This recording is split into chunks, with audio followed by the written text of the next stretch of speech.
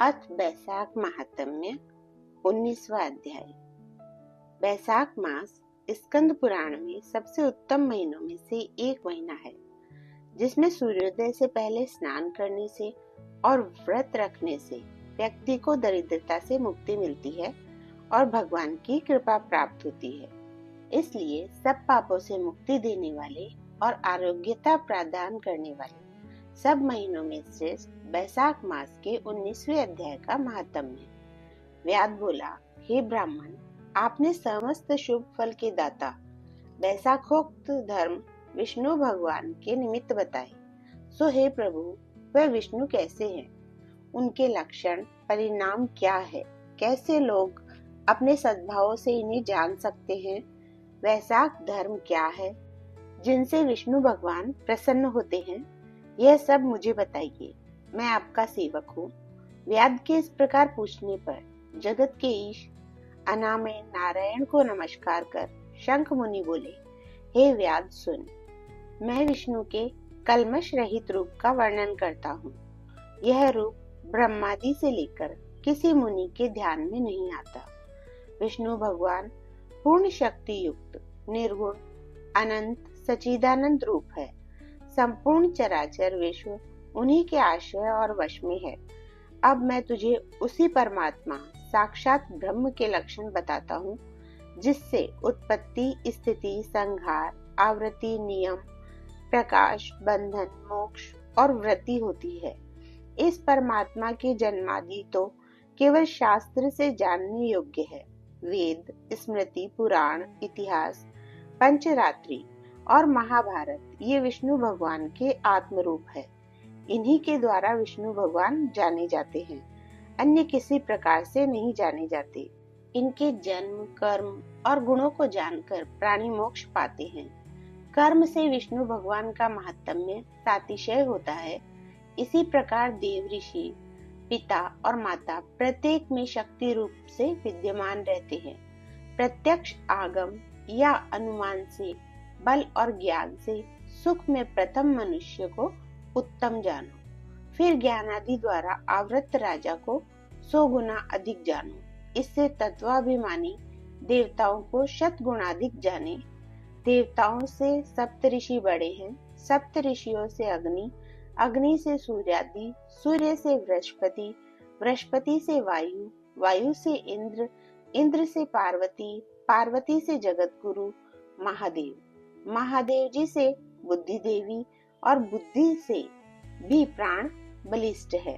प्राण से अधिक कुछ नहीं और यह संपूर्ण जगत प्राणात्मक है।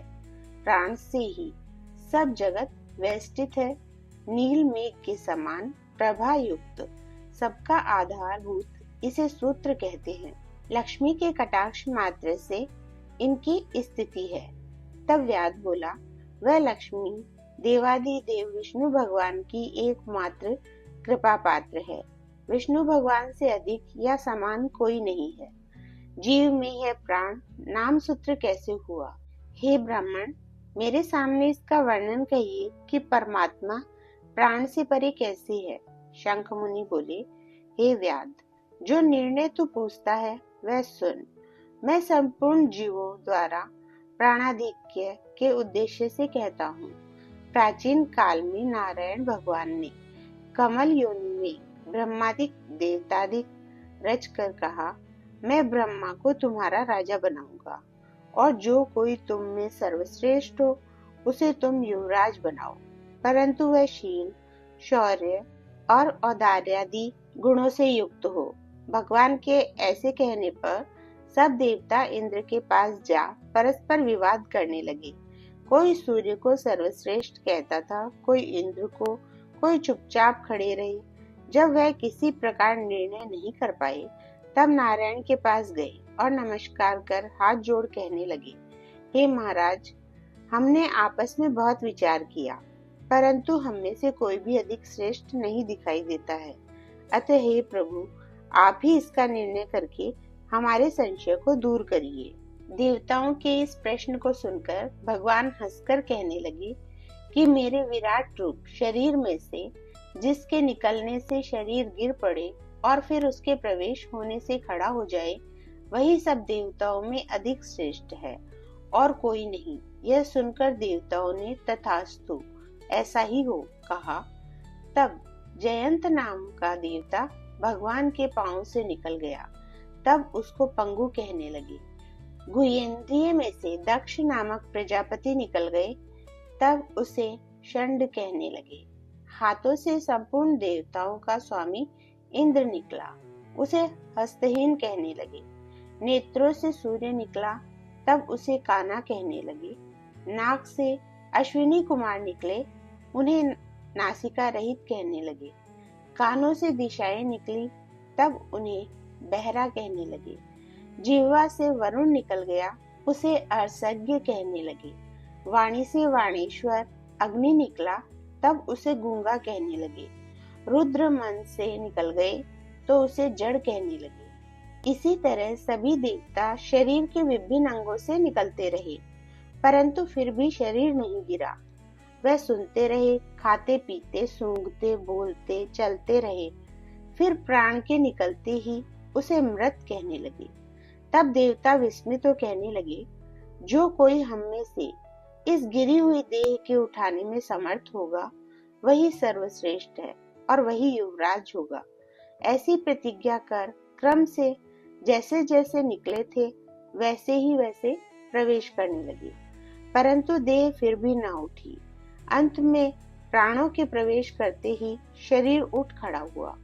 तब देवताओं ने निश्चय किया कि बल, ज्ञान, धैर्य, वैराग्य और जीवन से भी अधिक यह प्राण समस्त देवताओं का अधीश्वर और व्यापक है। अतएव प्राण को ही युवराज बनाया और उसके समानार्थ सामवेद का गान करने लगी। इसलिए स्थावर और जंगमात्मक यह सृष्टि प्राणात्मक है।